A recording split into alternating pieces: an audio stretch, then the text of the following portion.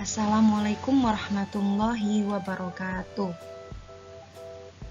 Sebelum melakukan pembelajaran pertama, marilah kita mengucapkan Bismillahirrahmanirrahim agar apa yang kita pelajari hari ini bisa bermanfaat untuk kita di kehidupan sehari-hari.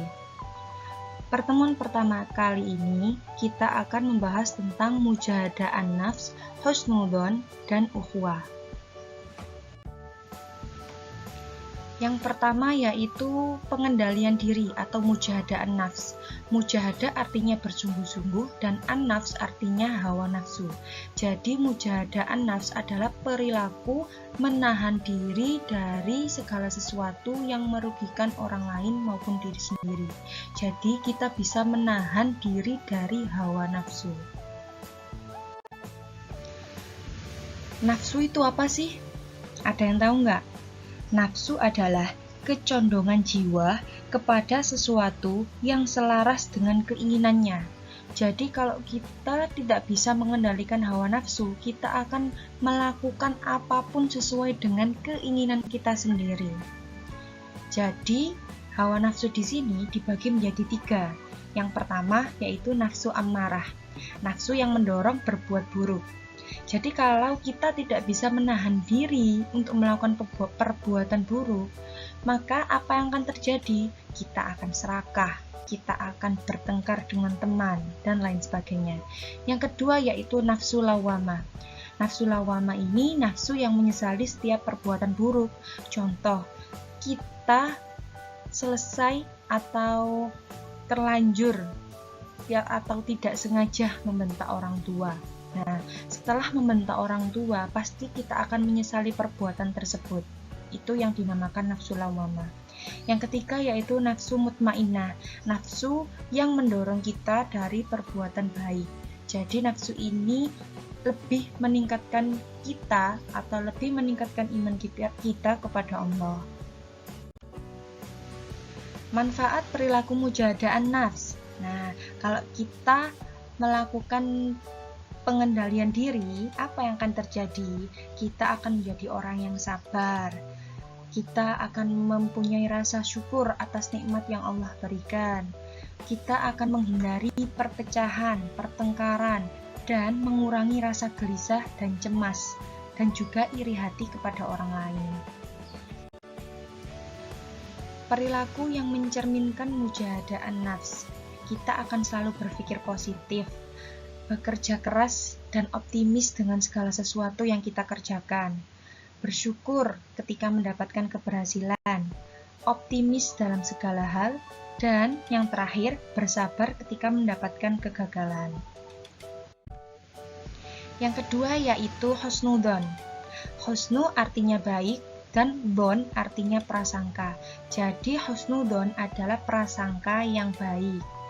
Lawan katanya yaitu suudzon, yaitu prasangka yang buruk, prasangka yang menjerumuskan manusia ke dalam dosa. Macam-macam husnudzon. Husnudzon ada 3. Yang pertama yaitu husnudzon terhadap Allah. Jadi kita berprasangka baik, berprasangka positif terhadap takdir Allah. Apa yang sudah ditakdirkan Allah itu adalah yang terbaik. Karena kadangkala manusia menginginkan sesuatu padahal itu bukan yang terbaik untuk mereka, tapi Allah lebih tahu yang terbaik untuk mereka. Yang kedua yaitu husnudzon terhadap diri sendiri. Maksudnya kita percaya kepada kemampuan yang kita miliki sendiri, tidak memandang kemampuan orang lain. Yang ketiga yaitu husnudzon terhadap orang lain. Maksudnya, kita melihat sisi baik dari orang tersebut. Kita tidak suudzon kepada orang lain dan selalu mengingat kebaikannya. Jadi kita tidak merasa gelisah, merasa iri hati. Dan kalau kita sudah merasa iri hati, nanti jadinya dengki, nanti jadinya ghibah. Nanti kalau ghibah berarti kita seperti memakan bangkai saudara kita sendiri. Membiasakan perilaku husnudzon.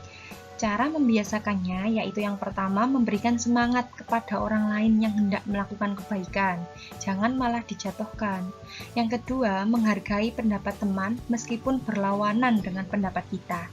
Yang ketiga, memberi sumbangan sesuai kemampuan pada peminta-minta yang datang ke rumah kita.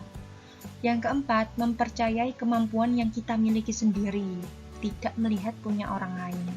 Yang kelima, bersikap ramah kepada teman.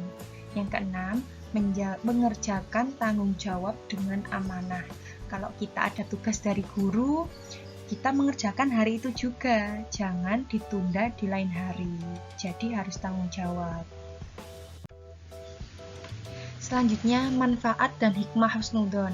Kalau kita sudah bisa menerapkan sikap husnudzon, kita akan menumbuhkan perasaan cinta kepada Allah, rasa syukur, selalu sabar atas apa yang diberikan Allah kepada kita, dan kita akan merasa damai karena hidup dengan rasa pemaaf, kasih sayang, dan saling tolong-menolong terhadap sesama.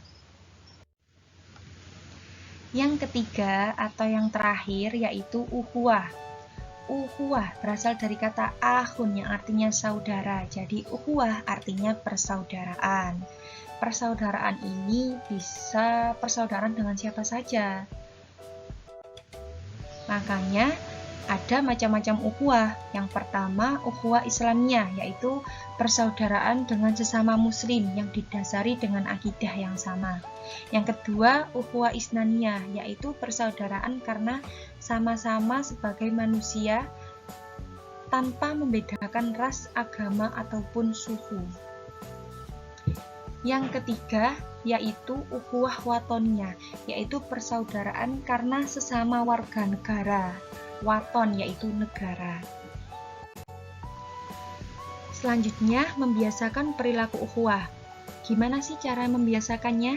Yang pertama, melaksanakan sholat berjamaah dengan teman di sekolah atau dengan tetangga di rumah. Yang kedua, menebarkan salam. Yang ketiga, saling memaafkan jika terjadi perselisihan. Saling tolong-menolong. Membina hubungan silaturahmi baik antar umat muslim atau sesama manusia yang lain. Yang terakhir, mengajak orang lain dalam kebaikan dan mengingatkannya saat melakukan kesalahan. Kalau ada teman sampean yang melakukan kesalahan, sampean bisa mengingatkan. Hikmah perilaku ukhuwah. Hikmahnya kita dicintai oleh Allah. Dan banyak lagi, karena di dunia ini yang terpenting adalah kita mendapatkan ridho dari Allah Subhanahu wa Ta'ala. Demikian pembelajaran kali ini. Alhamdulillah, semoga kita semua diberikan pemahaman oleh Allah. Tetap semangat, jaga kesehatan, dan terima kasih. Wassalamualaikum warahmatullahi wabarakatuh.